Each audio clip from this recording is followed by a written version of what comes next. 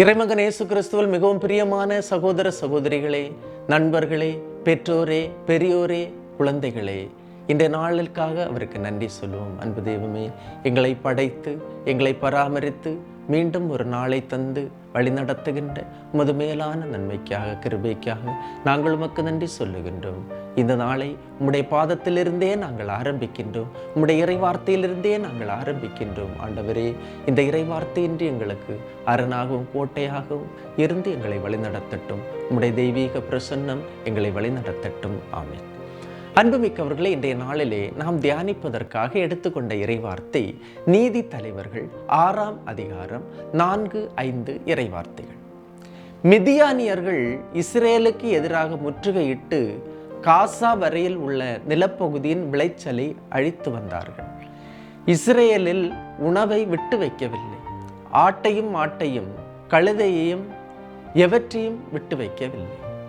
மிதியானியரிடம் மிகவும் சிறுமையுற்ற இஸ்ரேல் மக்கள் ஆண்டவரை நோக்கி கூக்குரலிட்டார்கள்.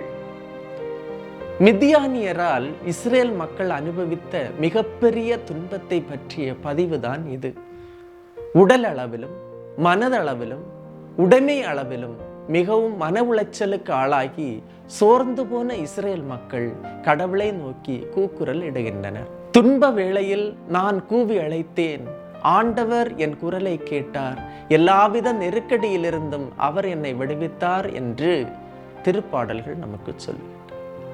எப்பொழுது கடவுளை பார்த்து கூக்குரலிட்டார்களோ, அதாவது துன்பங்கள் வருவது இயற்கை, துன்பங்களை சகித்துக் கொண்டு நாம் செல்லு கொண்டே இருப்போம். ஆனால் எப்பொழுது கடவுளை பார்த்து கூக்குரலிட்டார்களோ அப்பொழுது கடவுளிடமிருந்து அவர்களுக்கு பதில் கிடைத்தது. கடவுள் கிதியோனை மிதியானியர்கள் கையிலிருந்து விடுவிக்க அனுப்பினார்.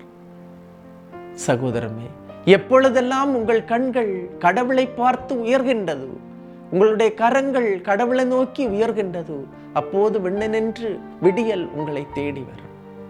ஏனென்றால் தன்னை நோக்கி கூப்பிடுகின்ற எவருக்கும் கடவுள் அண்மையில் இருக்கின்றார். அவருடைய கண்ணீரை துடைக்கின்றார். உனது கண்ணீரை என்னுடைய தோற்பையில் சேர்த்து வைத்திருக்கின்றேன் என்று இறைவார்த்தை சொல்லுகின்றது. ஆக நீங்கள் கேட்கின்ற ஒவ்வொன்றையும் கடவுள் இன்று தருகின்றார். கண்ணீரோடு, கவலையோடு, அங்கலாய்ப்போடு கடவுளிடம் முறையிட்ட மக்கள், எங்களுக்கு விடுதலை தாரும் என்று ஏங்கி கதறிய மக்களுக்கு, எங்களுக்கு விடுதலை தாரும் என்று ஏங்கி தவறிய மக்களுக்கு கடவுள் இறைவாக்கினர் கிதியோனை அனுப்பினார். அவர்களை மிதியானியரின் கையில் நின்று விடுவித்தார். இன்று இதே இறைவார்த்தையின் அபிஷேகம் ஆற்றல் நமக்கு கிடைக்கட்டும். ஆண்டவர் நம்மை நிறைவாக ஆசீர்வதிப்பார். எல்லாம் வல்ல இறைவன், தந்தை, மகன், தூய ஆவியார் உங்களையும் உங்கள் குடும்பத்தையும் நிறைவாய் ஆசீர்வதிப்பாராக. ஆமேன். இயேசுவுக்கே புகழ், இயேசுவுக்கே நன்றி. மரியே வாழ்க.